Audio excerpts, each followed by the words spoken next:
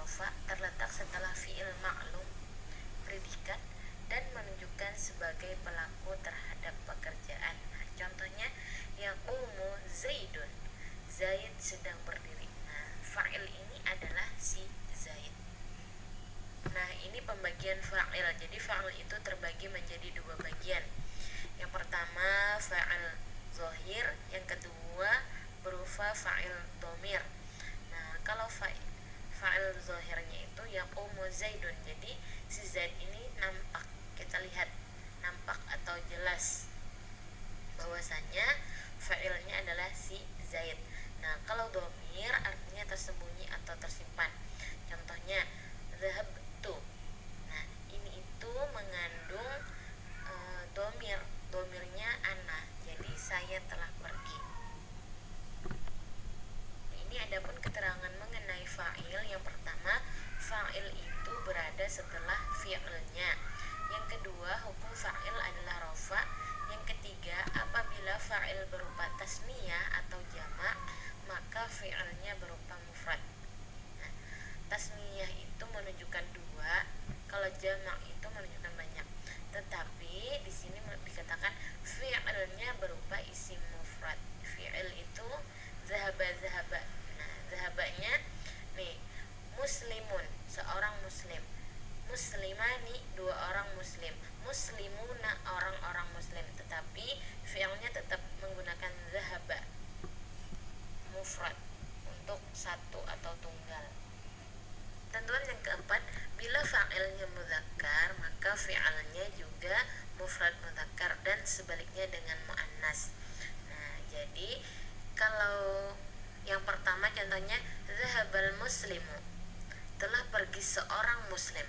Contoh yang kedua zahabat muslimah, telah pergi seorang muslimah. Nah, ini muslim ini mudzakkar sedangkan muslimah ini muannas. Otomatis fi'ilnya juga harus menyesuaikan si fa'ilnya. Kalau zahaba itu untuk laki-laki, zahabat itu untuk perempuan. Ketentuan yang kelima, fi'il yang dipakai adalah fi'il ma'lum.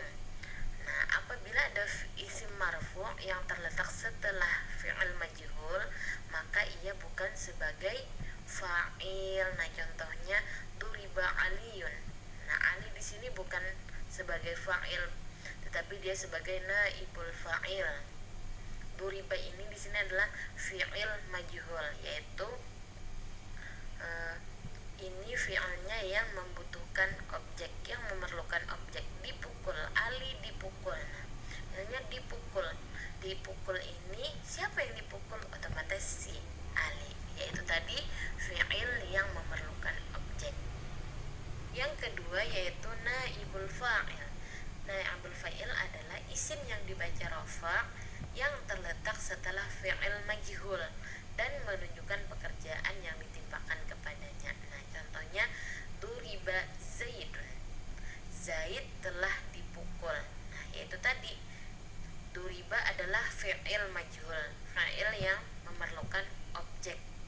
Nah, sedangkan Zaid ini adalah sebagai naibul fa'il, yaitu menunjukkan pekerjaan yang ditimpakan kepada Zaid. Kan Zaid yang telah dipukul.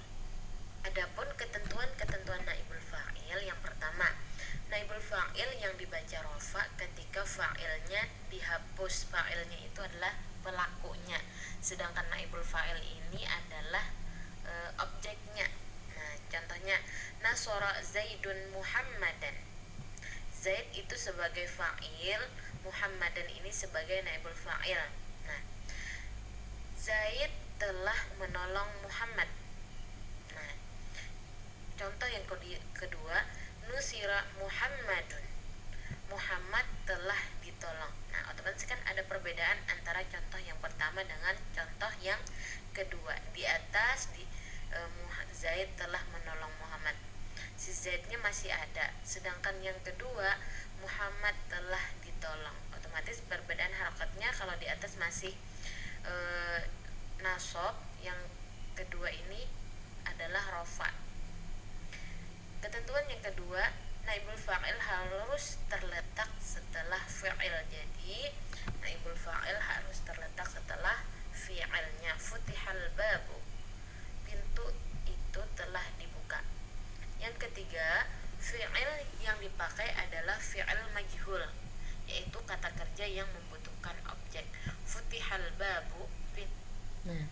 pintu itu telah dibuka. Jadi kalau fi'il majhul itu di dhammah awaluhu dan di kasrah sebelum huruf akhirnya. Nah, ini kan sebenarnya dari kata fataha, artinya telah dibuka, menjadi kalau dimajhulkan menjadi futiha, di dhammah awaluhu, di kasrah sebelum huruf terakhirnya. Tentuan yang keempat, fi'il yang dipakai harus berbentuk mufrad. Jadi fi'ilnya dalam bentuk mufrad. Yang kelima, kalau naibul fa'ilnya mudzakkar, maka fi'ilnya juga harus mudzakkar, begitu pula dengan muannas. Nah, ini disesuaikan lagi. Nusira Zaidun, Zaid telah ditolong. Nusirat Maryam, Maryam kan muannas, otomatis fi'ilnya juga harus menyesuaikan si naibul fa'ilnya. Nah, yang ketiga mengenai isim-isim yang dibaca rofa, yaitu mubtada, dan yang keempat adalah khobar. Nah, mubtada adalah isim yang sepi dari amil lafziyah. Amil lafziyah itu seperti inna wa akhwatuha, sumakana wa akhwatuha, dan zonna wa akhwatuha. Nah, sedangkan khobar adalah isim yang disandarkan kepada mubtada. Contohnya al-ilmu nurun. Nah, al-ilmu di sini sebagai mubtada, sedangkan nurunnya sebagai khobar. Artinya ilmu itu adalah cahaya. Nah, khobar ini sebagai keterangan dari si mubtadanya. Nah, yang kelima yaitu isim kana wa akhwatuha dan saudara-saudaranya. Nah, apabila ada susunan mubtada dan khobar kemudian dimasuki atau didahului oleh kana, maka mubtada akan berubah menjadi isim kana dan khobar kana. Contohnya Muhammadun ustadzun. Nah, di sini masih susunan mubtada dan khobar. Kemudian didahului oleh kana. Kana Muhammadun ustadzan. Nah, Muhammad di sini berubah menjadi isim kana dan ustadzan ini sebagai khobar kana. Dibacanya pun berbeda. Jadi yang dirofakkan itu hanya isim kana, sedangkan khobar kana ini dinasobkan. Contoh yang kedua, Fatimatun tilmizatun. Nah, di sini Fatimah mubtada, tilmizatun sebagai khobar. Nah, kanat, nah berhubung di sini untuk muannas, maka ada tak ta'nis sakinahnya. Kanat Fatimatun tilmizatan. Nah, Fatimah menjadi isim kana, tilmizatan menjadi khobarnya kana. Sebab kana ini tarfaul asma wa tansibul khobar. Jadi dia merafakkan isim kemudian menasabkan khobarnya. Nah, adapun saudara-saudara kana adalah kana, laisa, soro, bata, asbaha, amsa, adha, zolla, mazala, ma bariha, ma fati'a, ma infakka, ma dama.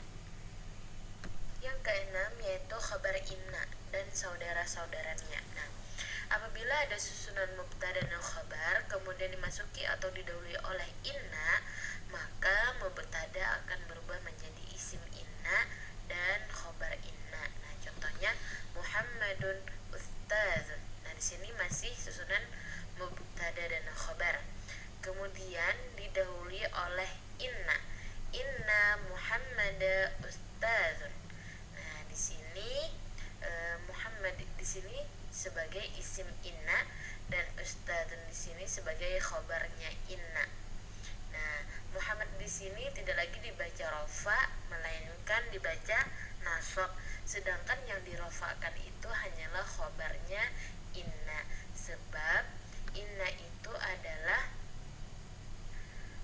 tansibul asma'i wa tarfa'ul khabar. Nah, itu pengertian dari si inna. Jadi inna ini kebalikan dari si kana. Yang keenam yaitu khabar inna.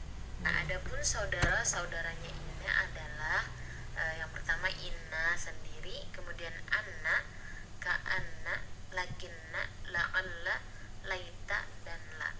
Nah, ini sama kedudukannya, bahwasanya tansibul asma'i wa tarfa'ul khobar.